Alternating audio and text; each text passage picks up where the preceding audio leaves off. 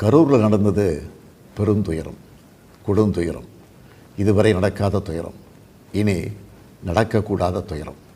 மருத்துவமனைக்கு நான் நேரில் போய் பார்த்த காட்சிகள் இன்னும் என் கண்ணை விட்டு அகலலை. கனத்த மனநிலையிலையும் துயரத்திலையும் தான் இன்னும் இருக்கேன். செய்தி கிடைச்சதும் மாவட்ட நிர்வாகத்தை முடுக்கிவிட்டு எல்லா உத்தரவுகளையும் பிறப்பித்த பின்னாலும் என்னால் வீட்டில் இருக்க முடியல. உடனே அன்றைக்கி நைட்டே கரூருக்கு போனேன். குழந்தைகள், பெண்கள்னு 41 உயிர்களை நாம் இழந்திருக்கிறோம். இறந்து போனவங்க குடும்பத்துக்கு தலா 10 லட்சம் ரூபாய் அறிவித்து அதை உடனடியாக வழங்கிட்டு இருக்கோம். ஹாஸ்பிட்டலில் சிகிச்சை பெற்று வர்றவங்களுக்கு அரசு சார்பில் முழு சிகிச்சையை வழங்கி வரோம்.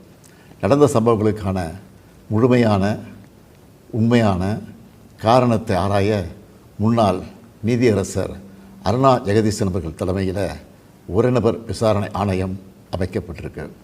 ஆணையத்தோட அறிக்கை அடிப்படையில் அரசோட அடுத்த கட்ட நடவடிக்கையில் இருக்கும்னு உறுதியளிக்கிறேன். இதற்கிடையே சோஷியல் மீடியாவில் சிலர் பரப்புற வதந்திகளையும் பொய் செய்திகளையும் பார்த்துட்டு தான் இருக்கேன். எந்த ஒரு அரசியல் கட்சி தலைவரும் தன்னோட தொண்டர்களும் அப்பாவி பொதுமக்களும் இறக்கிறத எப்பொழுதும் விரும்ப மாட்டாங்க. இந்த சம்பவத்தில் உயிரிழந்தவங்க எந்த கட்சி சார்ந்தவங்களாக இருந்தாலும் என்னை பொறுத்த வரைக்கும் அவங்க நம்மளோட தமிழ் உறவுகள். எனவே சோகமும் துயரமும் சூழ்ந்திருக்கக்கூடிய இந்த நிலையில் பொறுப்பற்ற முறையில் விஷமத்தனமான செய்திகளை தவிர்க்கணும்னு கேட்டுக்கிறேன். அரசியல் கட்சிகள், பொது அமைப்புகள் இது போன்ற நிகழ்ச்சிகள் நடத்தும்போது இனி வரும் காலங்களில் எத்தகைய பொறுப்போடு நடந்துக்கணும்ன்ற விதிமுறைகளை வகுக்க வேண்டியது நம்ம எல்லோருடைய கடமை.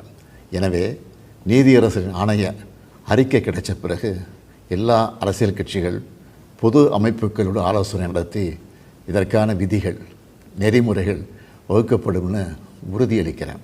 அத்தகைய நெறிமுறைகளுக்கு எல்லாரும் ஒத்துழைப்பு தருவாங்கன்னு நம்புகிறேன். மனித உயிர்களே எல்லாத்துக்கும் மேலானது. மானுடப்பற்றே அனைவருக்கும் வேண்டியது. அரசியல் நிலைப்பாடுகள், கொள்கை முரண்பாடுகள், தனி மனித பகைகள்னு எல்லாத்தையும் விலக்கி வச்சுட்டு எல்லாரும் மக்களுடைய நலனுக்காக சிந்திக்கணும்னு கேட்டுக்கிறேன். தமிழ்நாடு எப்போவுமே நாட்டுக்கு பல வகைகளில் முன்னோடியாகத்தான் இருந்திருக்கு. இதுபோன்ற நிகழ்வுகள் இனி எந்த காலத்திலையும் நடக்காமல் தடுக்க வேண்டியது நம்ம எல்லோருடைய கடமை. நன்றி, வணக்கம்.